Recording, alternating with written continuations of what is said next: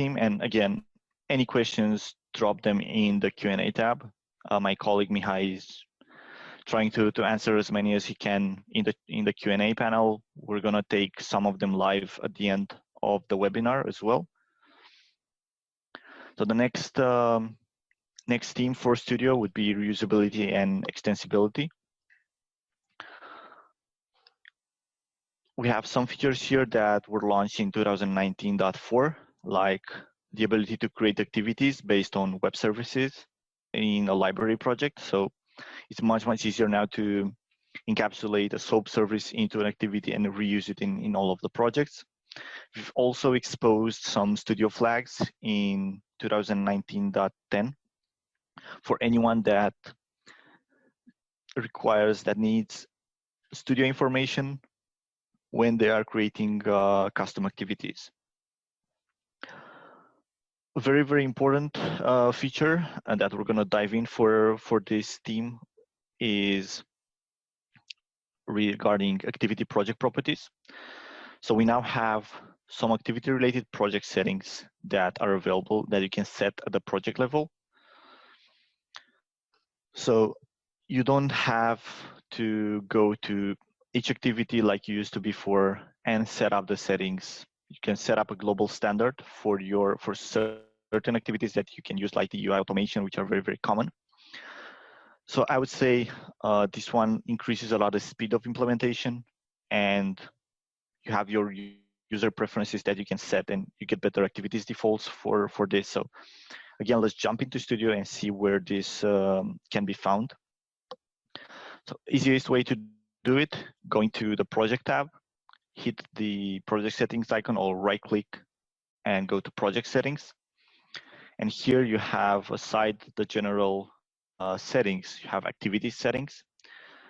Right now, we only have OCR and UI automation. And what these are, you basically are able now to set up a standard for your project. So for example, for all UI automation activities that you use, there are those default properties that you can set and play around with, whether it's the delays or, I don't know, for browsers, which is a default browser that you want to use in our project. We have the mouse events. So are you going to use simulate click or simulate hover? Are you going to use send window messages in your project? We all know, and I think implementing projects, developing, when you're using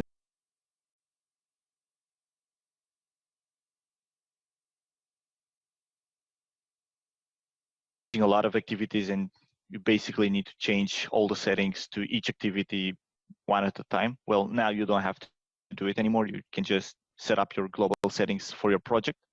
And when you're using those activities, the settings will be kept as you have them in the project settings. Now, one thing that's very nice is that you have two values here. You have the production value and the debug value. Basically, if you're just started to work on a project, you can use your debug values, use them in the testing environment when you're testing your process, and then once you're moving into production, you can just go from the bulk action list and copy all the settings from debug to production, as well as when you have maybe issues with your automation in the production environment, you can just take it to the test environment, play around with the settings, and then when you migrate to production, you can just copy all the settings just to make sure that you're replicating the exact conditions. So again, I think this is one of the features that will help very much in terms of productivity for our users and developers. Okay, let's move on to the next theme, which is democratization.